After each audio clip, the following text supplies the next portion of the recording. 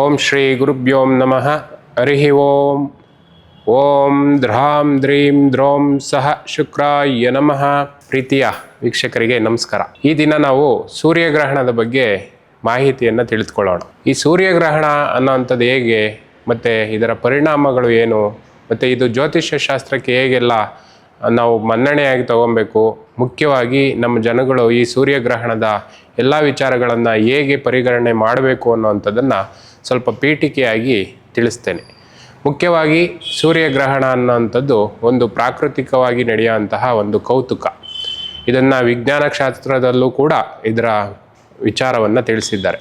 ಆದರೆ ನಮ್ಮ ಜ್ಯೋತಿಷ್ಯಕ್ಕೆ ಯಾವ ರೀತಿ ತಗೊಬೇಕು ಅಂತಂದರೆ, ನಮ್ಮ ಪ್ರಪಂಚದಲ್ಲಿ ಆಗುವತಕ್ಕಂತಹ ಎಲ್ಲ ವಿಚಾರಗಳನ್ನು ಅಥವಾ ಈ ಗ್ರಹಣದ ವಿಚಾರದಿಂದ ಹಲವಾರು ಪರಿಣಾಮಗಳನ್ನು ನಮ್ಮ ಪ್ರಪಂಚ ಎದುರಿಸಬೇಕಾಗುತ್ತೆ. ಇದು ಯಾವುದೇ ಒಬ್ಬ ರಾಶಿಗೆ ಅಥವಾ ವ್ಯಕ್ತಿಗೆ ಸಂಬಂಧಪಟ್ಟಿದ್ದಲ್ಲ, ಎಲ್ಲರಿಗೂ ಕೂಡ ಸಂಬಂಧಪಟ್ಟಿದ್ದಂತಹ ವಿಚಾರಗಳು ಇವಾಗಿರ್ತವೆ.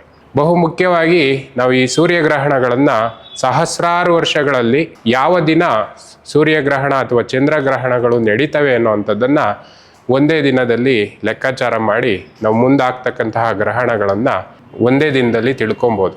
ಅದು ತುಂಬ ಲೆಕ್ಕಾಚಾರದಲ್ಲಿ ತುಂಬ ಈಸಿ ಇರೋ ಅಂಥದ್ದು. ಇದಕ್ಕೆ ಒಂದು ಚಿಕ್ಕದಾದಂತಹ ಒಂದು ವಿಚಾರ ಏನು ಅಂತಂದರೆ, ಯಾವುದೇ ರಾಶಿಯಲ್ಲಿ ರಾಹು ಮತ್ತು ಕೇತುಗಳು ಸ್ಥಿತರಾಗಿದ್ದಾಗ ಪ್ರತಿ 1.5 ವರ್ಷಕ್ಕೆ ಒಮ್ಮೆ ರಾಹು ಕೇತುಗಳು ತಮ್ಮ ಸ್ಥಾನಪಲ್ಲಟವನ್ನು ಬೇರೆ ಬೇರೆ ರಾಶಿಗಳಿಗೆ ಮಾಡುವಂಥದ್ದು. ಈ ರಾಶಿಗಳಿಗೆ ಸೂರ್ಯ ಸಂಚಾರ ಯಾವ ತಿಂಗಳಲ್ಲಿ ಮಾಡ್ತಾನೆ ಅನ್ನೋವಂಥದ್ದನ್ನು ನಾವು ತಿಳ್ಕೊಂಡ್ರೆ ಸಾಕು. ತಿಂಗಳಲ್ಲಿ ನಡೀತಕ್ಕಂತಹ ಅಮಾವಾಸ್ಯೆಯ ದಿನ ಸೂರ್ಯಗ್ರಹಣ ಸಂಭವಿಸುವಂಥದ್ದು, ಅದೇ ತಿಂಗಳಲ್ಲಿ ಬರ್ತಕ್ಕಂತಹ ಹುಣ್ಣಿಮೆಯ ದಿನ ಚಂದ್ರಗ್ರಹಣ ಸಂಭವಿಸುವಂಥದ್ದು.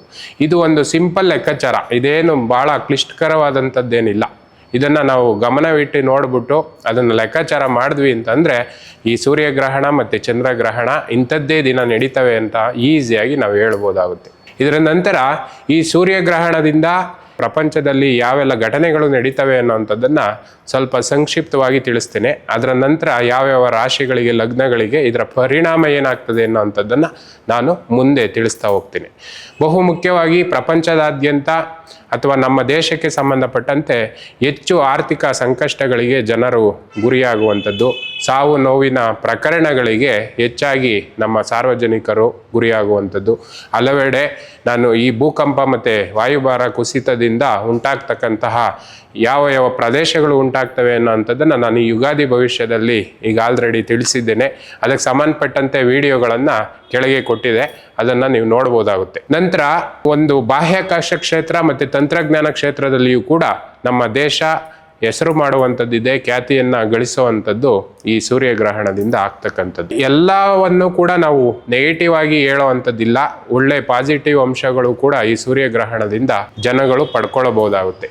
ಯಾವೆಲ್ಲ ಲಾಭವನ್ನು ನಾವು ಈ ಸೂರ್ಯಗ್ರಹಣದಿಂದ ಪಡ್ಕೊಳ್ಬೋದು ಅಂತಂದರೆ, ನಾವು ಹೆಚ್ಚು ಆಧ್ಯಾತ್ಮಿಕತೆಯಲ್ಲಿ ತೊಡಗೋದ್ರಿಂದ, ಮನಸ್ಸಿನಲ್ಲಿ ದೇವರ ಸ್ಮರಣೆಯನ್ನು ಮಾಡೋದ್ರಿಂದ, ಮಂತ್ರ ಜಪಗಳನ್ನು ನಿರಂತರವಾಗಿ ಈ ಸೂರ್ಯಗ್ರಹಣದ ಸಂದರ್ಭದಲ್ಲಿ ಜಪವನ್ನು ಮಾಡೋದ್ರಿಂದ ಹೆಚ್ಚಿನ ಫಲಗಳನ್ನು ನಾವು ಪಡ್ಕೊಳ್ಳಿಕ್ಕೆ ಸಾಧ್ಯ ಆಗ್ತದೆ. ಇನ್ನು ಇದರ ಜೊತೆಗೆ ಹೇಳೋದಾದರೆ, ಕೆಲವೊಂದಿಷ್ಟು ಪರಿಹಾರಗಳನ್ನು ನಾವು ಮಾಡ್ಕೊಳ್ಳೋದ್ರಿಂದ ಈ ಸೂರ್ಯಗ್ರಹಣದ ಪ್ರಭಾವದಿಂದ ಒಳ್ಳೆಯ ಲಾಭವನ್ನು ನಾವು ಪಡ್ಕೊಳ್ಬೋದಾಗುತ್ತೆ. ಯಾವೆಲ್ಲ ರಾಶಿಗಳಿಗೆ ಈ ಸೂರ್ಯಗ್ರಹಣದ ಪರಿಣಾಮದಿಂದ ಯಾವೆಲ್ಲ ಅನುಕೂಲ ಅನಾನುಕೂಲಗಳನ್ನು ಪಡ್ಕೊಳ್ತೀವಿ ಅನ್ನೋವಂಥದ್ದನ್ನು ನಾವು ಈಗ ತಿಳ್ಕೊಳ್ಳೋಣ.